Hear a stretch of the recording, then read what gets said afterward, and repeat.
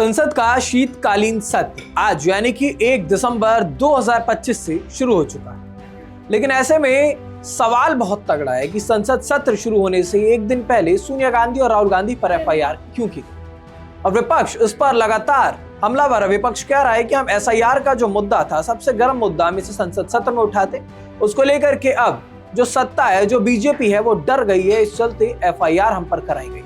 इस एफआईआर के दम पर ये जो एसआईआर का मुद्दा है उसे दबाने की कोशिश बीजेपी कर रही है। अब ऐसे में सवाल ये है कि क्या ये एफआईआर जब गांधी परिवार पर हुई है तो उसके बाद गांधी परिवार या फिर कांग्रेस अकेला पड़ जाएगा या पूरा इंडिया अलायंस उनका साथ देगा।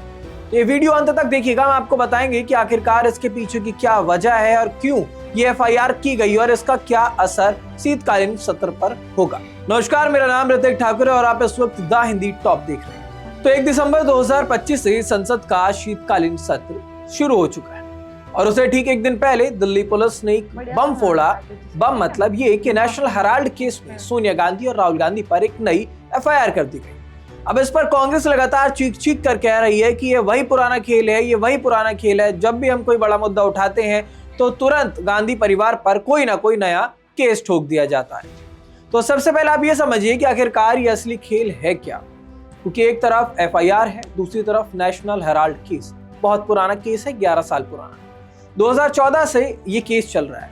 आरोप इसमें यह लगाया हुआ है कि कांग्रेस ने अपनी कंपनी AJL, जिसकी दिल्ली, मुंबई, लखनऊ में 2000 करोड़ की प्रॉपर्टीज है, इसे सिर्फ 50 लाख में यंग इंडियन नाम की कंपनी को दे दिया।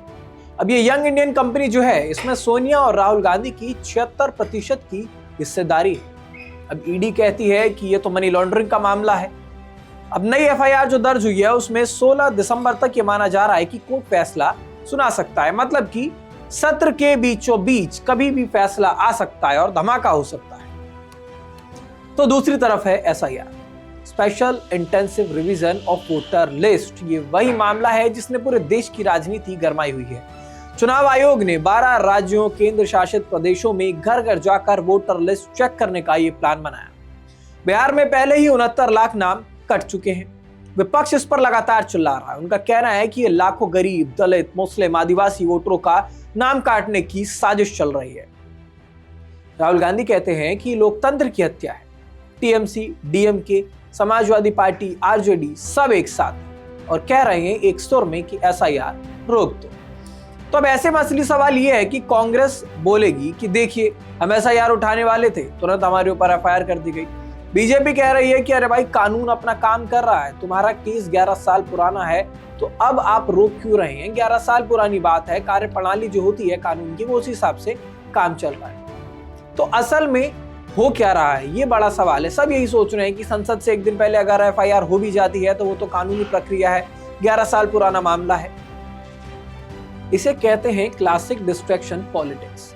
इसका ये मतलब होता है कि आप पॉलिटिक्स में डिस्ट्रैक्ट कीजिए और कई वो जो मुद्दे जो उठने जरूरी हैं, जो संसद जब होता है वो हमारे और आपके पैसों से ये सत्र चलता है, एक मिनट के लाखों रुपए खर्च होते हैं, उसमें जब ये मुद्दा उठाया जाना चाहिए तब इस मुद्दे को दबाने के लिए ये काम किया जाता है। डिस्ट्रैक्शन पॉलिटिक्स इसी का नाम है। जब विपक्ष कोई बड़ा मुद्दा लेकर आता है तो तुरंत कोई ना कोई पुराना या फिर नया केस उछाल दिया जाता है। ये वही, अगर मैं देसी भाषा में आपको बताऊं तो गड़े मुर्दे उखाड़ कर रख दो, ये वही काम हो रहा है।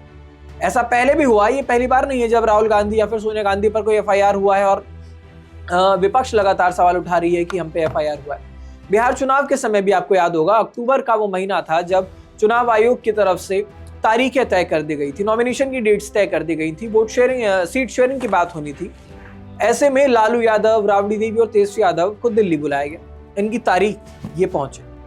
हेमंत सोरेन की गिरफ्तारी आप सभी को याद होगी। उसके बाद अभी सोनिया गांधी, राहुल गांधी पर जो एफआईआर हुई है, तो ये सिलसिला आपका नहीं है, सिलसिला बहुत पुराना है। जब भी ऐसी कोई पॉलिटिकल कोई इवेंट होता है या कोई मुद्दा उठाने वाली बात होती है तो विपक्ष पर एक तलवार जो है वो जरूर लटका दी जाती है। लेकिन अब ऐसे में विपक्ष भी कम नहीं है। वो एसआईआर को इतना बड़ा बना चुका है कि संसद में हमें नहीं लगता कि कोई बिल पास हो पाएगा बिना एसआईआर की बहस हुए।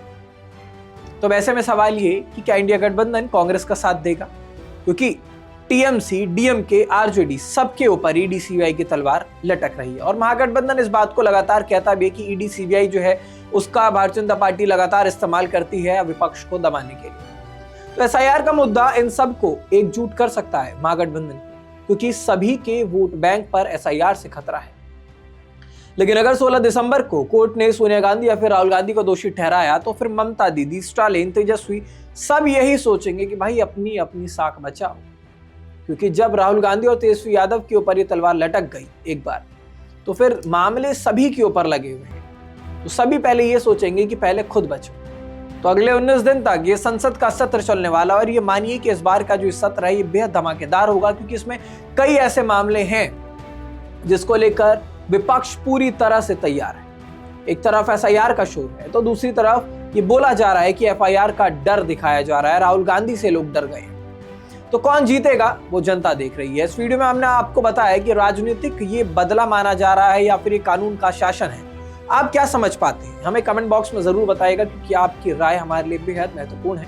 और वीडियो अगर अच्छी लगी हो तो इस पर लाइक, कमेंट, शेयर जरूर कीजिएगा। साथ ही साथ द हिंदी टॉप चैनल को सब्सक्राइब कीजिए। नमस्कार।